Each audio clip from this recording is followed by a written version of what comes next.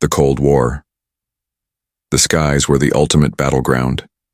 As missiles flew faster and radar systems grew sharper, America needed an aircraft that was not just advanced, but utterly invincible. The challenge was simple.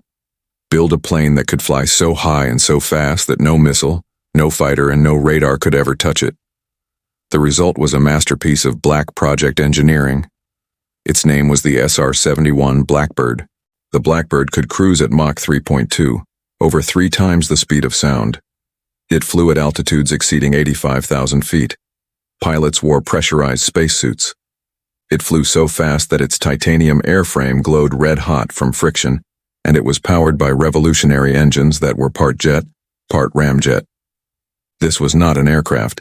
It was a human-crewed cruise missile, and its only defense was absolute speed.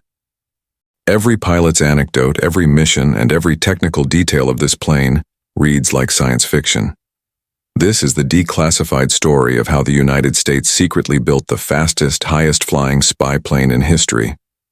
The SR-71 was the brainchild of the legendary engineer Clarence Kelly Johnson and his secret Lockheed division, Skunk Works. Johnson's philosophy was to push technology beyond its limits, working under absolute secrecy. The Blackbird's design had to solve problems that were physically impossible for conventional aviation. Problem 1. Heat. At Mach 3.2, air friction would melt a standard aluminum aircraft. The solution was titanium.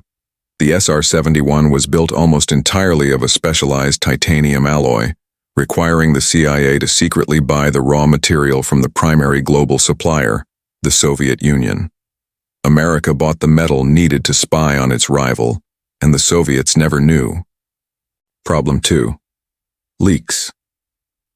The extreme thermal expansion meant that the Blackbird was designed to fly with panels that fit loosely on the ground. When cold, the fuel tanks would leak large amounts of specialized fuel, which evaporated quickly. The plane only sealed itself perfectly when it was hot and expanding at 3 times the speed of sound. It literally leaked until it reached cruising speed. The design was so radical that the first pilots had to be taught to deal with cockpit temperatures so high that they had to hold their coffee mugs with insulated pads. This was not a friendly machine. It was a relentless, demanding instrument of Cold War espionage. The heart of the Blackbird was its 2 massive Pratt & Whitney J-58 engines, the most powerful air-breathing engines ever installed in a conventional aircraft. The J-58s were not just engines. They were a complex, multi-mode system. Below Mach 2, they operated as standard turbojets, but as the plane accelerated, the engines physically transformed. At Mach 3, most of the incoming air was diverted around the core of the engine and directly into the giant afterburner section. The J-58 effectively became a ramjet, an engine that uses the plane's forward speed to compress the air, allowing it to generate enormous thrust. This transition was seamless but critical. It was often the point where the engine could unstart, a terrifying phenomenon where the shock wave around the intake destabilized, causing an instant, massive loss of power and a violent yawing of the aircraft. Pilots had mere seconds to correct the unstart or risk a catastrophic breakup. To fuel these giants, the SR-71 needed a specialized high-flashpoint fuel known as JP7. This fuel was so chemically stable that you could drop a lit match into it, and it would not ignite. This complexity was the price of invincibility. The Blackbird's operational history is the definition of dominance. During its 24 years of service, the SR-71 flew thousands of intelligence missions over the most heavily defended airspace in the world: Vietnam, North Korea, Libya, and the heart of the Soviet Union. The aircraft never carried any offensive weapons. Its only tool was its suite of cameras, sensors, and electronic countermeasures.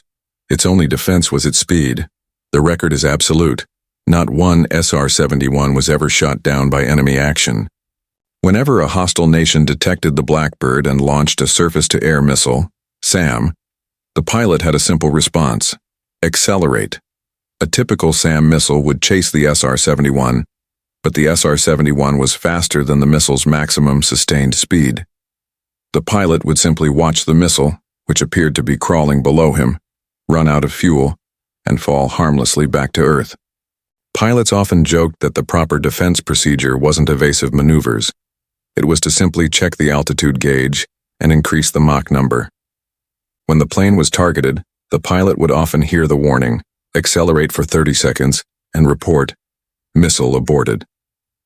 Flying the SR-71 was a mission of absolute precision and physical endurance. The crew, a pilot and a reconnaissance systems officer, RSO, flew in full pressurized flight suits. A sudden loss of cabin pressure at 85,000 feet would cause the pilot's blood to boil instantly. The missions were multifaceted. The RSO managed the powerful sensors, including the massive optical bar camera that could map 100,000 square miles of territory in an hour. From its cruising altitude, the SR-71 could photograph the license plate on a car from 15 miles away. One famous mission involved flying over the Soviet Union's most secretive nuclear test sites. The Soviet military knew it was there, but they were powerless to stop it. The sight of the Blackbird streaking across the sky, leaving behind its distinctive Mach cone contrail, was a powerful psychological weapon of American technological dominance. The pilot's greatest enemy was not the missile, but the limits of human biology and the complexity of the machine. Flying the Blackbird was a constant tense ballet of managing heat, pressure, and the hypersensitive engines. Despite its unparalleled performance, the SR-71 was retired by the U.S. Air Force in 1990. The decision was purely budgetary. It was the most expensive plane to operate, costing millions of dollars per flight hour. The Air Force argued that new, cheaper satellite technology could achieve similar results. For many, this retirement was a profound strategic mistake. A satellite flies a predictable path. A spy plane flown by a human pilot can react to real-time intelligence and changes in world events. However, the Blackbird's legacy remained unbroken. It retired holding every major speed and altitude record. Its final flight from Los Angeles to Washington, D.C., shattered cross-country records, flying the distance in just 68 minutes, a fitting, final display of its raw power. The SR-71 remains a testament to a time when engineering ambition was unconstrained by budget or conventional thinking. It was built by men who believed the impossible was just a slightly more complex problem. Today, parts of the Blackbird's technology live on in newer projects, but no aircraft has ever truly replaced the SR-71. The principles pioneered by Kelly Johnson's Skunk works, ultra-high-speed propulsion, titanium construction, and all-aspect stealth, are the foundation of America's current generation of strategic aircraft. The SR-71 Blackbird was more than just a spy plane. It was a declaration. It declared to the world that when the stakes were highest, America would build a machine so fast, so unique, and so dominant that its very existence guaranteed global information superiority. It flew above the limits of flight, above the weather, and above the reach of any enemy. The legend of the Blackbird will forever remain synonymous with the ultimate American technological and strategic advantage.